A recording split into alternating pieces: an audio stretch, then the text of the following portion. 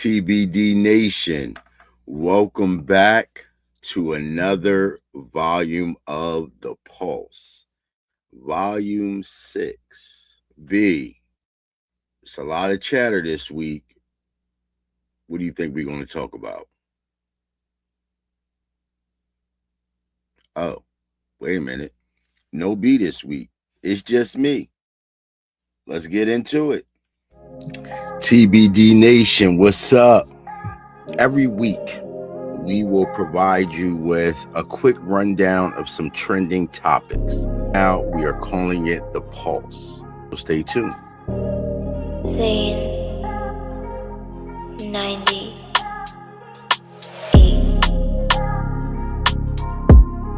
And I don't want to put out the screenshots for us. What I'm trying to tell you is you're being ignorant. That's it. I went to Fifth Ward by myself. This is a perfect example of clickbait.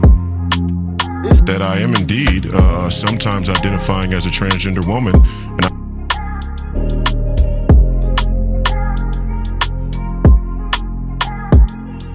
Welcome to The Pulse. Stay tuned. Let's go ahead and get into this. Right. So as always, we start with sports. And the first story of sports that, well, there has been a couple of viral videos going around and viral sports moments. And one of those sports moments we did talk about on our latest episode. Stay tuned for that. But in the meantime, you can go to YouTube right now and watch the video, the full discussion about Dejanay Carrington and Sophie Cunningham. So make sure after you watch the Pulse, you go watch that too. Hit the like. Make sure you subscribe. All right, so the viral video I'm referring to is Jalen Hurts throwing a pick to Quinyon Mitchell in practice. Now, why is this video so crazy? Because it was tweeted by the Eagles themselves, or their camp, basically. And typically, NFL camps don't release videos showing their quarterback in an unfavorable light, right? So this thing blew up because we already know the criticism that Jalen receives anyway, right? Not throwing down the middle, making short passes, so on and so forth. So this just blew up even more, right? Now, here's the crazy part about that. People were like, why would they do that? Somebody's getting fired. As you can see, Jalen ain't ready, whatever, right? The same day, two videos from two different NFL franchises dropped videos of their quarterback throwing interceptions. Drake May, New England Patriots, it was a couple. I think Josh Allen was shown throwing a couple ducks himself, right? But those two videos got nowhere near the craziness, the hype, the retweets, the discussions, nowhere near what Jalen got. Listen, man, at the end of the day, our defense is what it is. And Quinyon is a bull. So if he's being picked off by one of the best corners in the league, all right, it's not happening very often. And TJ Ward, he weighed in on this. I think he was on Speak Easy. This is a perfect example of clickbait. It's clickbait. Oh, wow. They want the clicks. Now, I kind of like it though. You know, it's a realistic view of football and how camp go. Like, you got all these teams out here just showing the positives of their quarterback. You see them during the season, they throwing picks. This is a realistic play that happens in camp from one of the best corners in the league. Period. Our defense got to make plays too. And let's put a light on our defense. We're going to go back to being one of the top defenses in the league, starting with Quinyon Mitchell. That's what that looks like to me now. Was it a mistake? I don't think so. You see how many views it got. We see how many haters that Jalen Hurts has. Obviously, people going to like to hate, love to hate. 13 million views. Looks like a win for the Eagles when they know on Sunday, regardless, they're going to be a top team in NFC. And he basically said this is clickbait. He was like, they probably did release it purposely just to drive views up. You know what I'm saying? Know that my Eagles going to be good, and you're going to see how Jalen thrives in this system with my man, Sean Mannion. All right? Next up is Royce White and Enos Cantor. They are both campaigning to be in the WNBA as transgender athletes, right? I ain't going to spend too much time on this. You can do your due diligence and see all the reports and the interviews that they do. But one specifically, Royce White, before donning the wig, because now when you see him, he has the wig on. But before donning the wig and first making this this request, he was on Fox News. Why are you getting involved, and how did the WNBA even get to this point? You know, right now I'm just having a blast in my feminine era. I never thought that I was a woman. You know, I've always trusted the science, and I thought I was a man my entire life. But you know, after further review, strong look at my personal preferences, it would appear that I am indeed sometimes identifying as a transgender woman, and I think it's only fair I get a chance to play with some of my queens here in the twilight of my career, my athletic prime. And they basically asked him, you know, why are you doing this? And one of the quotes that I took away from it was, I'm having a blast in my feminine era. All right, bro. I mean, Bruh. if that's what you want to do. I mean, at the end of the day, I think the bigger picture is because the WNBA doesn't have defined rules in regards to transgender athletes, they are trying to push an agenda here. All right. So this is really more political rather than basketball. And it seems like with a lot of things these days, it's all about politics, which leads me into my last sports related topic, with Mark Walter, who was the former owner of the Los Angeles Lakers. He purchased the team last year, right? But he also owns the Dodgers. Now, why are we even talking about Mark Walter, right? Because apparently, like I said, he bought it last year, but now he just sold it this year. Just bought it, now you're selling it. All right? Okay. Who'd he sell it to? Well, first of all, just know that he is facing a federal investigation of committing financial fraud and bribery. So that may have something to do why he sold the team. But guess who he sold it to? Joshua Kushner. Who is Joshua Kushner? Why does the Kushner name sound so familiar? Well, his brother is Jared Kushner. Jared Kushner is married to Ivanka Trump, Donald Trump's daughter. Is it starting to make sense? Connecting some dots? I don't know, right? But coincidence? Maybe. All right. Just recently, Mark Walter was at the White House gifting President Trump a championship ring. I guess that was the bubble ring, because, like, when was the last time he won a ring? But whatever. He just gave him a ring, right? He just gave him a ring. He just sold the team to the son-in-law. What does this all mean? Well, what if Trump decides to put the press on the SEC and say, yo, come up off board, drop them charges, right? Because guess what? Trump pardoned Charles Kushner. Who is that? Josh and Jared's dad. Listen, when you're talking money, big money, politics these days are involved. They've probably always been involved, but with Trump, I mean, we ain't even gonna go there. We got a whole political perspective for that. So also, when you're done watching this, you can go watch the political perspective, the latest one, you know what I mean, with Reggie and B. Because if you are not political, you do not have a perspective. Now, moving on to some music-related topics. The first topic is Rod Wave. You know Rod Wave, right? I bang with Rod Wave. He got the sad songs, you know what I'm saying? He got the grooves, you know what I'm saying? But apparently, instead of shooting the club up, he was shooting at his ex-girlfriend's G-Wagon last year, reportedly. All right. And apparently prosecutors have, now get this, 90 gigabytes of evidence against Rod Wave, including 1,900 photos, 111 videos. What the hell? I'm about to do some time, man. Aggravated assault, use of a deadly weapon. Was it him? Stay tuned, man.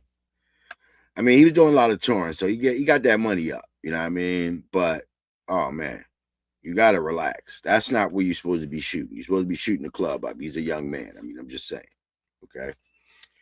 And then moving on in other news. Now, this topic, I really was looking forward to having my co-host B on for, because this is right up his alley. He Mr. R&B. You know what I'm saying? And, you know, I bang with R&B. I bring with all types of music. You know what I mean? But, you know, having certain discussions, informed discussions when it comes to R&B, I could probably have a better informed rap discussion than I can with R&B, depending on who it is. With that said, Versus has finally officially announced Joe versus Donnell Jones on this Thursday coming up, August 20th. So when I first heard that, I was like, okay. I wasn't hyped. I wasn't mad. I didn't even know if I might check into it. I know I had to check into it because we're going to talk about it on the next Pulse. You know what I mean? We're going to give you the recap of it. Either on the Pulse, probably save it for the Pulse, maybe on the episode, who knows? But you know we're going to do a recap. So I knew I had to watch it, right? But I wasn't pumped for it. Shout out to Apple Music, right? And I always forget this. They always do a verses like cheat sheet for you. Give you the best songs from the artist to get you hyped for verses. So I said, you know what? Let me just go listen to the Apple playlist and see. Of course, standout hits. Because at first I'm thinking to myself, like, how many hits do Donnell Jones got, right? I forgot Jones, right? Because his first album was a banger. You know what I mean? But, of course, Where I Want to Be. You know that's the classic song. I'm thinking that's going to be a win, depending on what Joe plays. Because Joe got I Want to Know. First of all, let me just give you a few of Donnell Jones hits, then I'll give you some of Joe hits, and then I'll tell you who's probably going to win this joint. But I think y'all already know who's going to win this joint. So, Where I Want to Be, You Know What's Up. I forgot that. Say what, say what, say what. What, R.I.P. Left Eye, banger. You know what I mean? That's probably a winner. Knocks Me Off My Feet. Very rarely does an artist do a remake that's comparable to the original. So that's a winner. And then the song This Love, I forgot that joint. So that's a good joint too. And then we got the feature bag. His feature bag is It's So Hard with Pun. It's so hard. That's my one. Yeah. R.I.P. Pun. Now we got Joe. I already said I Want to Know. We know the Dirty Mac anthem, All the Things That Your Man Can't Do, #1 Dirty Mac song. And we did a video on that one too, so go check that out. But then I forgot Faded Pictures with K's. Banger. And then his feature bag, Wanna Get to Know Ya with G Unit. Don't Want to Be a Player with Pun. And I forgot that Joe is on the Rich Town. Joe gonna win. He gonna beat him. Unfortunately. Yeah. He gonna beat him. Yeah. Joe got this. I'm gonna say if we doing 20, Joe 18. He getting 18. I'm gonna give Donnell like 5. And Joe got the other 15. You know what I'm saying? It's going down, but I stay tuned. I'm gonna watch it. So, you know what I'm saying? And then in culture and bullshit, right? Crazy. So you know the Powerball was just up to like $1 billion, right? I didn't play. I should have played, but I didn't play, right? And there was a winner. So apparently the Powerball tickets sold in Illinois and matched all 6 numbers. I should look at the probability for that, but all 6 numbers match. So when an estimated $1.04 billion jackpot, and the winner can remain anonymous, which he better, all right, or she. After taxes, the winner could walk away with roughly $285 million if they take the cash. Now, I didn't look at the breakdown, but I ain't gonna hold you. I can walk away with $285 million. So you say to yourself, James, what's the first thing you're gonna do with the $285 million? Well, of course, the first thing I'm gonna do is pay some bills. You know what I'm saying? Get my mom something, get my babe something. You know what I'm saying? Get my brother something. You know what I'm saying? Stuff like that. But what's the first selfish thing I'm going to do? Me and my wife, we're flying to New York. We're shutting down the Ralph Lauren mansion. When I say we shutting it down, if you in that joint when we come, you got to be out. We shutting it down for the rest of the day. And I'm probably dropping like 100 stacks in there. What? You got to fly my shit back to the crib. I already know. And Boston gonna be legal as All right, so in the last installment of Culture and Bullshit, run me my money, nigga. Okay? So how do you turn $110 into $82,000? I'm gonna tell you. All right. One lucky Newark, New Jersey man by the name of Anthony Prince. On September 16, 2018, he was at a FanDuel sportsbook in the Meadowlands racetrack. With just over 1 minute left in the Broncos-Raiders game, Denver was trailing by 2 points, but driving into field goal range. With just over 1 minute left, all right, 1 minute left, FanDuel's live odds system glitched for about 18 seconds. And they posted the Broncos at 750 to 1 instead of the correct roughly negative 600 to 1, right? Prince saw that, immediately put $110 on the Broncos to win. Probably was his last, probably all the money he had in his pocket. Yo, give me that 110, right? The ticket printed for a payout of $82,610. Denver kicker Brandon McManus hit the 36-yard field goal with 6 seconds left, and the Broncos won 20-19. Prince went to collect. FanDuel said, no, nigga, we fucked up because that wasn't what it was supposed to be, and we not paying that. Prince was like, yo, what the fuck? Yo, let me get my bread. They like, check this out. We give you 500 and 3 New York Giants skybox tickets. How's that sound? No, nigga. I don't want that. Prince said no. He went public, contacted regulators. After FanDuel went and talked to the commission, they decided to pay that man his bread. Run that bread. I wonder how much Anthony still got left. 82,000. What was that, like 8 years ago? That nigga ain't got that no more. But hopefully he's up. You know what I'm saying? Shouts out to him. Hopefully he's up. What up? If you made it this far in the video, we appreciate you for tuning in. But don't let it stop there. We got several videos on the channel for you to tune into. And don't forget, you can always tune in to the podcast on all podcast platforms. Apple, Spotify, Amazon Music, you name it. TBD the radio show is there. So just put it in, TBD the radio show, Enjoy. Leave a comment. Tell us what you liked. Tell us what you didn't like. You know what I'm saying? And we on all social media platforms. Just search literally TBD the radio show. With the exception of X, we are TBD Show Live. We need more followers, so make sure you go to X and hit that button. And after this video, if you haven't already, make sure you like, subscribe, and hit that notification bell. And if you feel compelled, share the video. Tell a friend to tell a friend. But as always, it's all TBD. Let me get back to that video for you. All right. It's time to get into the TBD watch list.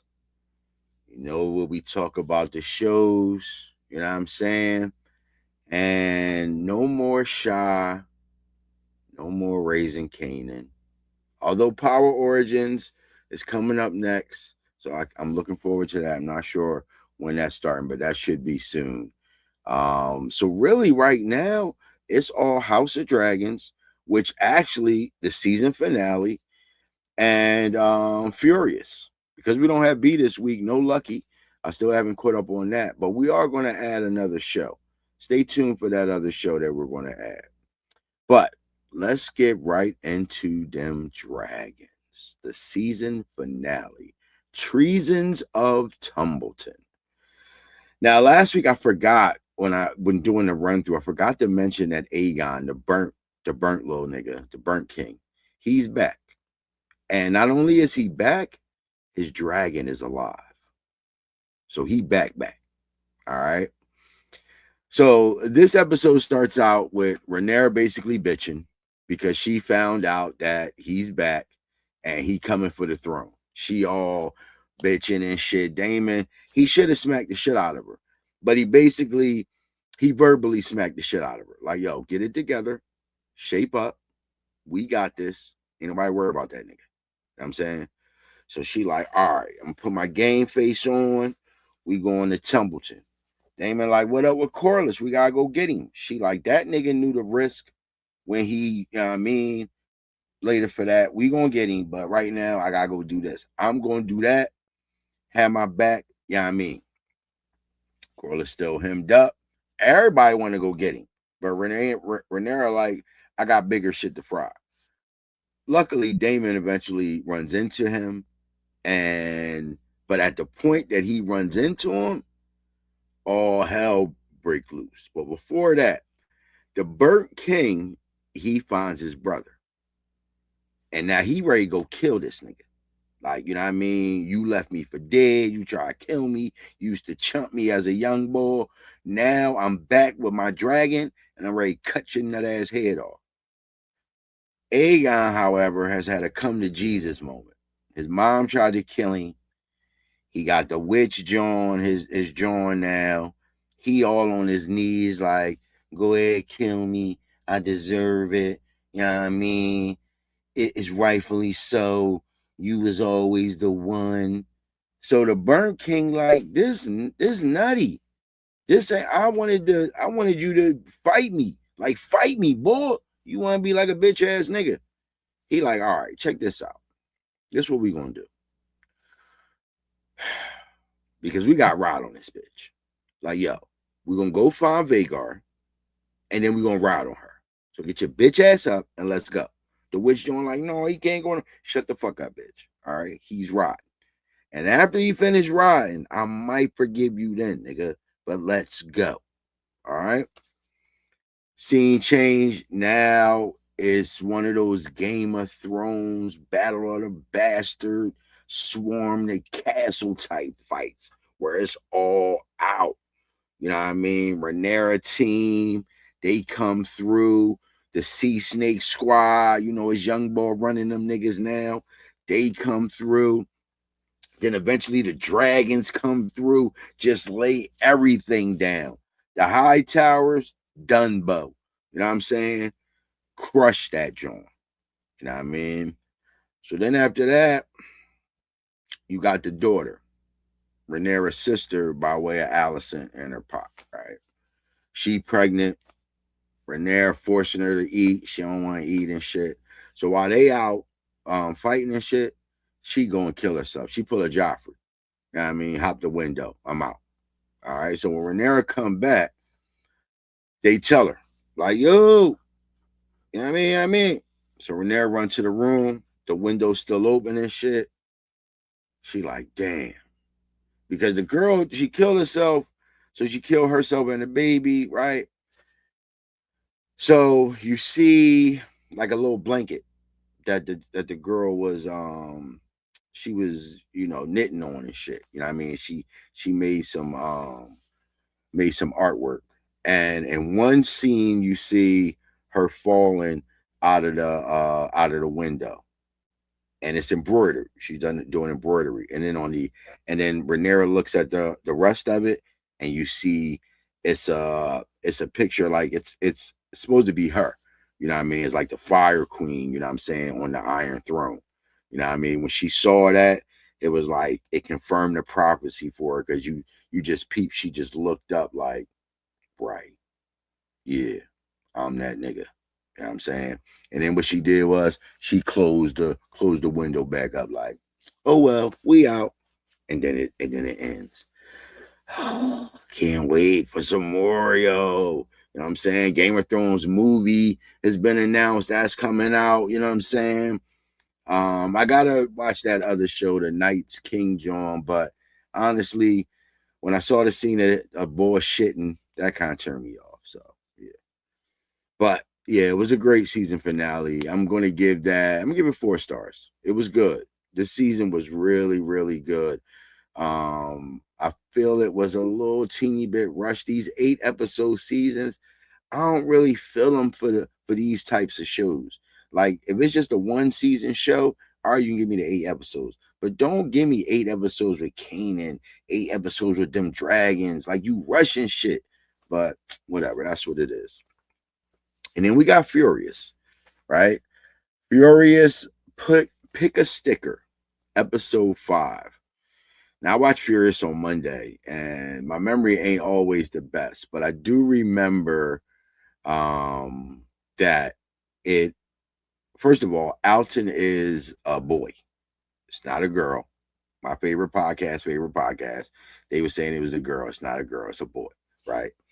But Alton kind of finds her out a little bit, right? And she got the lawyer boy in the crib all doped up and shit. You know what I mean? I thought she was gonna kill Alton, but she didn't. And while all this is going on, they're piecing things together, right? Like the cops and stuff. So they figure out where she probably is living at, which is at Alton crib, right? Flashback to them at the crib. She wound up killing the lawyer boy. She stabbed him in the eye with the needle and shit, right? And now they on the rush to get to the crib to see if they can get her. Well, needless to say, she not there when they get there. Just Alton is there in the dead body and shit. And Alton, he love her, so he ain't saying shit. You know what I mean? But I actually I have some questions with this episode. But also there was a scene where I guess the shit I guess it just came to a head where she tired of hearing that boy is potentially the boy that allegedly beat her up, that he is going up the ranks. He could potentially be in a nice position soon or whatever. So what she does is she go to him, invite him to the crib, and niggas, we just so stupid for the pussy, right? He with it. He come to the crib, they chilling. Now the little boy told her that he not drinking no more. Now he said he wasn't drinking no more, as a matter of fact. But the little boy said, yeah, he seen him taking it back or whatever. So she gonna get him drunk, right? So they sitting around. She trying to force him to drink. He eventually take a drink. You know what I mean? Then they tussling around. She start pouring the alcohol all over him, almost like trying to drown him in it. But what she's doing is she's trying to douse him in it so that he smells like alcohol and shit like that, right? She's calculated, man. I'm telling you, right? So He eventually like, yo, get off me. What are you doing? You crazy. You know what I'm saying? You drawing. He get his clothes on. He bounce. Why she called a neighbor like, yo, I think I seen some boy, he was drunk and he had a gun out. You should call somebody. Boom, gonna get him bucked. She pulled a move on him, yo. He a dickhead. He ain't even dig it. But before we end this one, I got a couple questions. We still don't quite know, why did Special Agent Nora Washington close the case and keep it a secret? What is being hidden? You know what I mean? It's the fucking cop boy Ed Georgia. We know he got some tie, but I don't know what it is. You know what I'm saying? Was he doing something, or was he covering some shit up? But he got something to do with why that thing got shut down and she ain't saying nothing. You know what I mean? And who made her pregnant? Talking about the cop, Emmy Rossum. Who made her pregnant? Because they talked about her being pregnant prior to the ball or whatever. I guess that's going to come out. You know what I'm saying? And again, niggas is just dumb for the pussy, yo. But Furious is a great, great show. New episodes every Monday, I believe, on Hulu. Me and my wife watch that joint faithfully. I think that might be another 8-episode joint, but tap into that for sure. So normally I give y'all Fightland, right? And normally what I do is I watch the Friday shows before recording. But to be honest with you, yo, I didn't even watch all of Fightland. Let me say this to you about Fightland. I know that what it was is I was looking for a new show because we knew Kanan was not, he wasn't going to be here anymore. I mean, Kanan show wasn't going to be around anymore, right? So we're looking for a new show to latch on to. I thought Fightland was it. I don't know. All right, we're only 3 episodes in. After the first 2 episodes, it's a lot going on. I think what I want to do is actually I've watched all 3 episodes again before actually talking about it fully. Because like I said, it's a lot going on. I'm kind of caught up. I understand what's going on, but there's a lot of moving parts. And I don't know if that might be failing the show, cramming so many different elements into the show all at once. They're making it very high pace. But I saw a tweet on Twitter that was like, Fightland, this ain't it. All right. And I don't want to say that. I'm going to give it a chance because I think it has some potential, even though it's some dumb shit going on, but I think it has potential. So stay tuned for that. And the show that we're going to discuss next week is Lioness. Yeah, I'm caught up. All right. Lioness is a good show. 3rd season. The 3rd episode should be out, so I'll check that out. But yeah, when B comes back, we'll talk about Lioness. So the shows next week will be Furious, because no more Shy, no more Kanan, no more Dim Dragons. So we're only working with Furious, Lioness, Fightland, and a lucky recap for y'all from B. All right? So you already know, man. We appreciate you as always. Here's to another episode of The Pulse, where culture never dies, and what keeps it alive is the pulse. So make sure you check in every week. And make sure you keep your finger on the pulse, because we will. Peace. Thank you for watching this video. Please remember to like, subscribe, and hit that notification bell.